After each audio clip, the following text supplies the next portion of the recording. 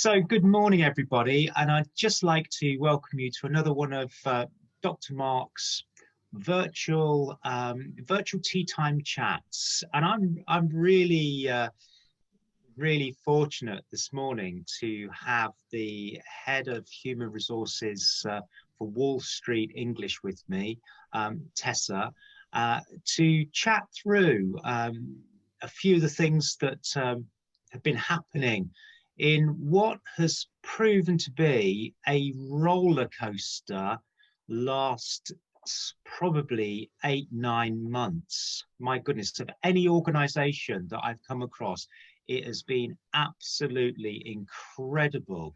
So Tessa, welcome to, I hope you've got your cup of virtual tea. I do. Great. Okay.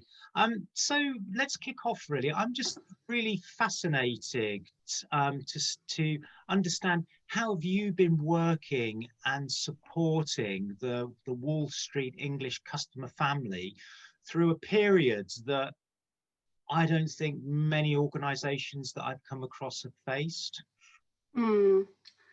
Thanks, Mark. Good morning to everybody. So it's been tumultuous, I guess, to say the least. I think what has been really helpful for us is the strong relationships that we have in the network with our partners. I think when the pandemic started to hit, and because we have the opportunity to look at this from a global standpoint, when it started to hit in Asia, we could then obviously prepare ourselves going forward with the rest of the markets, which was helpful.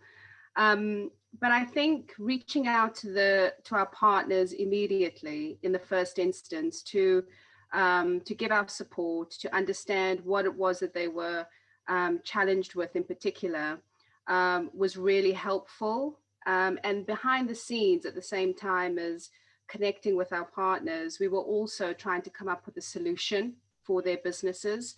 And I'm sure, you know this well, we're traditionally an offline organization with center-based learning.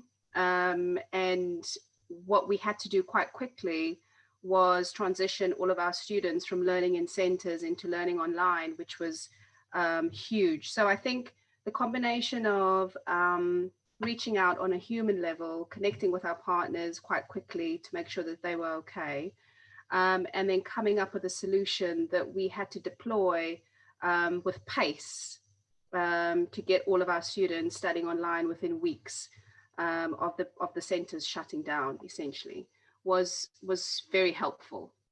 So I think that combination of humanity and then business strategy working together was what's put us into a much better position. Yeah, this is fantastic. And actually to see the way that you deployed really in an agile way from pretty much get-go to in months, actually just turning the business around on a sixpence has got to be a agile thinking and agile development. Yes. I mean, we were lucky in that we had tested out some digital online solutions the year before, which we were then able to use and leverage quite quickly. I think getting the teams to, basically focus their energies and efforts on trying to get the territories up and running was the right thing to do. And obviously we've seen the benefits of that. We're nowhere near, coming out, at the end of this business challenge, but we would certainly have been in a much different place if we didn't have that functionality and capability to be able to leverage. Yeah, that's brilliant, Tessa. And that leads me on to the next sort of question in terms of your views now on business recovery. I mean, it's been a bit of a sort of, I suppose you could say a bit of a hiccup, because we all thought we were coming into, recovery mode, and then we faced the especially in Europe, the potential for further restrictions. What are your big outtakes in terms of recovery going forward? You're quite fortunate, you see beyond Europe and into other continents as well. Mm. Um, there is no substitute, I don't think, for a good team or a solid team, and a resilient network, I have to say, as a franchisor. So those two ingredients were integral, to be able to get us into the place that we're in at the moment. Going forward, I think it's important that we are, listening to what the customers asking for, and use this opportunity to evolve even further as an organization, testing and learning as we go, looking at different channels to be able to service our customers, and then building on the capability that we have. So we've seen in Europe in particular second waves of the pandemic, of the crisis. But we're in a much different place than we were originally. We now have more capability to be able to teach online, and service online and sell online. So I think even though we're in for probably, another 12 months of this uncertainty, we're certainly going into it with strong, resilient partners, a good team that have more capability now to be able to help our partners deliver. I think it gives us a sense of, I guess, hope, and it gives us a sense of reassurance that we can move beyond the pandemic.